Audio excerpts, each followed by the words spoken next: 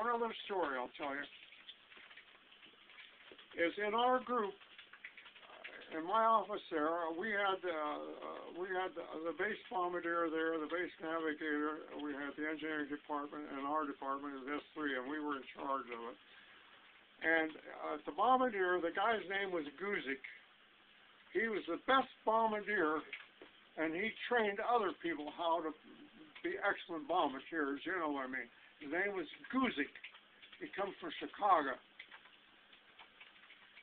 Okay, well, the only thing that would happen when these planes would come back, there'd be people killed and stuff, and then I had to get all of their information was sent to me. A lot of their stuff was sent in, or I had to direct it back home and take care of this.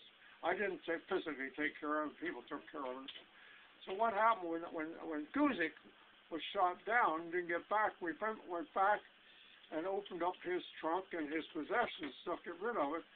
And here what we found is during World War I or later, there was when Chicago had so many gangsters in it, his father was Greasy Thumb Guzik. And he was one of the #1 in the world in Chicago and all that. And here, only then did we know that this was his son there. And he was chief bombardier. He was the best bombardier we could have. Would take the other bombardiers out and teach them how to work the bomb sites and so on. So there's so many things like that that it was Greasy Thumb Guzik. We found it when we opened up his trunk, his foot locker. Everybody has a foot locker to find out where it was, where to send his stuff. Greasy Thumb Guzik. That's crazy. Hey, I could talk for ages if you have 5 years experience. Nobody has had the experience that I have.